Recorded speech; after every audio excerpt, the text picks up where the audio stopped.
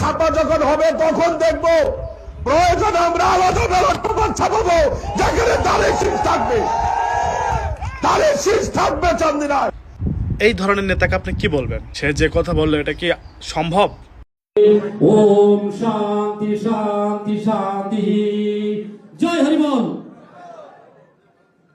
এই কার্ড ব্যাংকে দেওয়ার সাথে সাথে টাকা দেবে, হয়তো 15,000 টাকা লাগবে, 15,000 দিল, নাহলে 20,000 লাগবে, 20,000 দিল। আমার যদি লোনের দরকার হয় ব্যাংকে যাবে, ওই তোমার RS খোঁতানো যাবে না, এসে খোঁতানো যাবে না, জমির খাজনাও যাবে না। এই কার্ড ব্যাংকে দেওয়ার সাথে সাথে টাকা দেবে, হয়তো 15,000 টাকা লাগবে, 15,000 দিল, নাহলে 20,000 লাগবে, 20,000 দিল। ওই ইন্সপেক্টর আবার তোমার থেকে 15,000-এ শতকরা 100 টাকা বা 200 টাকা ঘুষ দেওয়া লাগবে।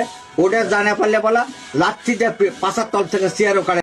আমাদের চোখের সামনে দিয়ে ওই জামাত রাজাকারকে ভোট দিবেন আর আপনারা বাড়িতে শান্তিতে থাকবেন, ওই শান্তিতে কিন্তু আমি থাকতে দেব না। এটা কিন্তু আমার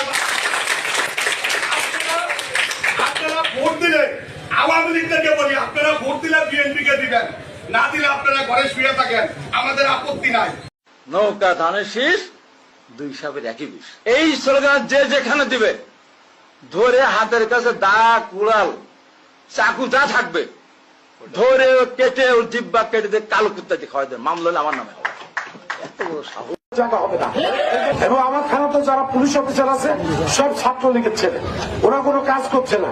আগামী নির্বাচনে যদি আমরা জয়লাভ করে ক্ষমতায় যেতে পারি, পুলিশকে আমি না, এই গ্রামের যারা বিএনপি নেতা থাকবে তারা যা হুকুম করবে সেই হুকুমে চলতে হবে।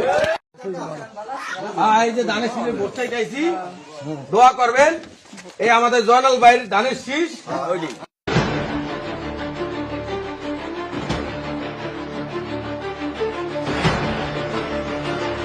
কালু ভাই ধানের শীষ, আসলাম ভাই ধানের শীষ।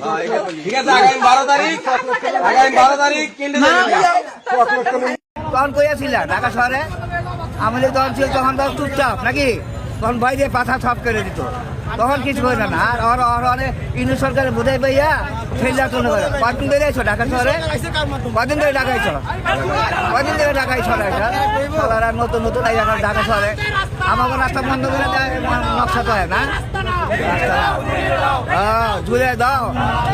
আমাদের কিছু তখন আর পারো না, তখন ঠ্যাং ভাঙিয়ে দিচ্ছে। কি এর বলো পঞ্চায়েত, আমি কি পয়সা থাকবো? কি দালালি করি?